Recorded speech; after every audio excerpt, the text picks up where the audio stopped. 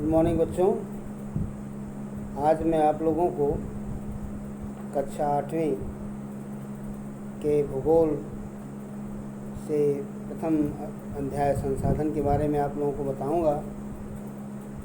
संसाधन जिसे हम इंग्लिश में रिसोर्स कहते हैं, संसाधन का क्या अर्थ है, इसमें हम डिस्कस करेंगे कि कैसे मोना और राजू अपने घर में माँ के साथ काम करते हैं और काम करते करते ही बच्चे अपने माँ से पूछते हैं और माँ उन्हें संसाधनों के बारे में बड़े अच्छे ढंग से बताती है। तो सर्वप्रथम हम आपको बताएंगे कि संसाधन क्या है।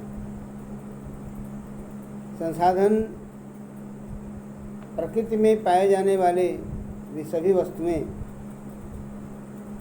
जो हमारे लिए उपयोगी होती हैं उसे हम संसाधन कहते हैं। बच्चों, ये जो वस्तुएं हैं प्रकृति में जो पाई जाती थीं और आज भी वर्तमान में हैं, और बहुत सी ऐसी चीज़ें हैं जिनके बारे में मनुष्य को पता नहीं है, तो हम संसाधनों को, जैसे आजकल हम लोग आभूषण के रूप में सोने का इस्तेमाल करते हैं, आभूषण के रूप में चांदी का इस्तेमाल करते हैं, और बहुत सी ऐसी कीमती धातुएं हैं जो मनुष्य के जीवन में काफ़ी उपयोगी हैं।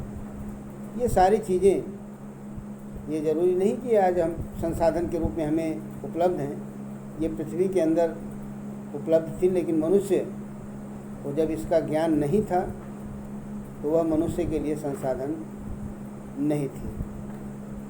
तो हम कह सकते हैं कि संसाधन में दो चीज़ों का बहुत महत्व है। पहला है समय और दूसरा है प्रौद्योगिकी। समय और प्रौद्योगिकी संसाधन को उपयोगी बनाने में बड़ी अहम भूमिका निभाते हैं, और जैसा कि हम जानते हैं कि कोई वस्तु है वह एक व्यक्ति के लिए संसाधन हो सकती है और वही वस्तु दूसरे व्यक्ति के लिए संसाधन नहीं हो सकती है। संसाधन में परिवर्तन समय के अनुसार भी होता है। जैसे ठंडक का मौसम है तो ऊनी कपड़े पहनना, गर्म कपड़े पहनना, स्वेटर पहनना, ये उस समय संसाधन के रूप में हम कह सकते हैं कि हमारे लिए संसाधन है। लेकिन जब यही मौसम विपरीत होता है, गर्मी का मौसम आता है, ये सारी चीज़ें समय के अनुसार वह हमें संसाधन नहीं होते हैं। इसी तरह से हम अपने जीवन में बहुत सी चीज़ों को उदाहरण के रूप में ले सकते हैं। जैसे किताब है, किताब शिक्षक के लिए संसाधन हो सकता है, किताब विद्यार्थी के लिए संसाधन हो सकता है, लेकिन यही किताब अनपढ़ व्यक्ति के लिए संसाधन नहीं हो सकता है। यही किताब अगर आप एक बच्चे के हाथ में, छोटे से बच्चे के हाथ में दे देते हैं तो वह बच्चा उस किताब के साथ खेलने लगता है, या उसे फाड़ देता है, या उसे कहीं फेंक देता है। यह उसके लिए संसाधन नहीं है। हम ये भी कह सकते हैं, इंग्लिश में कहते हैं कि resources are not, they become. संसाधन होते नहीं हैं बल्कि बनते हैं। अर्थात हम समय के अनुसार संसाधनों को प्रौद्योगिकी का प्रयोग करके हम उसे अपने उपयोग लायक बनाते हैं। और वर्तमान समय में जैसे जैसे प्रौद्योगिकी बढ़ रही है, हम संसाधनों को भी अपने जीवन में तरह तरह से उपयोग करते जा रहे हैं। संसाधन आवागमन के क्षेत्र में होते हैं। संसाधन हमें खाने पीने की वस्तुओं के रूप में डे बाय डे हम प्रोसेसिंग करके वस्तुओं को बनाते हैं और अपने लिए उपयोगी बनाते जाते हैं। और इस संसाधनों की उपयोगिता में मनुष्य का सबसे बड़ा योगदान है। हम अपनी आवश्यकता के अनुसार इन संसाधनों को परिमार्जित करके अपने लिए उपयोगी बनाते हैं। और अंत में हम यही कहते हैं कि संसाधन होते क्या हैं, संसाधन हैं क्या। तो वे सभी वस्तुएं जो हमारे लिए उपयोगी हैं, एक वस्तु अथवा पदार्थ की उपयोगिता या प्रयोज्यता उसे संसाधन के रूप में प्रस्तुत करती हैं। अब हम इस पर यह डिस्कस करेंगे कि संसाधन मूल्यवान होते हैं। मूल्यवान का अर्थ क्या है, अर्थात संसाधनों का एक मूल्य होता है। मूल्य का अर्थ ये है कि केवल आर्थिक मूल्य से मतलब नहीं है। कुछ संसाधनों का आर्थिक मूल्य होता है, कुछ संसाधनों का आर्थिक मूल्य नहीं होता है।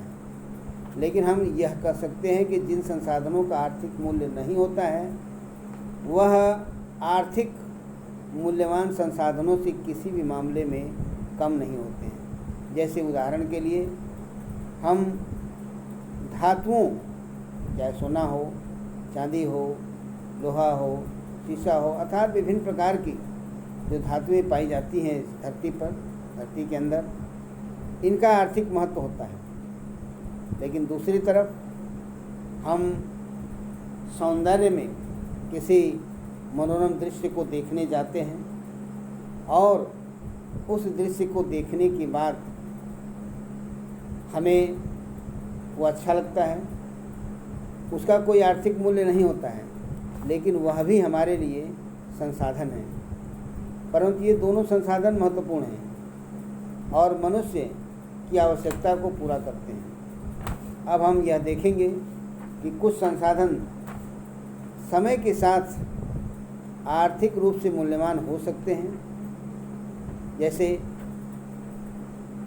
हम लोगों के गांव में, देहात में बहुत से ऐसे प्रबुद्ध जन होते हैं तो बहुत से नुस्खे जानते हैं, चाहे वो बुखार के क्षेत्र में हो, चाहे वह छोटी मोटी बीमारियों के क्षेत्र में हो। उन नुस्खों के द्वारा ये बहुत सी चीज़ों का उपचार करना जानते हैं, लेकिन धीरे धीरे ये चीज़ें समाप्त हो रही हैं और ये इसका एक दूसरा रूप लेती जा रही हैं। मीन्स आजकल बहुत सी कंपनियां इन्हीं प्रकार के नुस्खों को कुछ फार्मूले में उनके ऊपर प्रौद्योगिकी का विकास करके उसके महत्व को बढ़ा देती हैं और पेटेंट कर लेती हैं। पेटेंट, आजकल पेटेंट शब्द बड़ा महत्वपूर्ण है।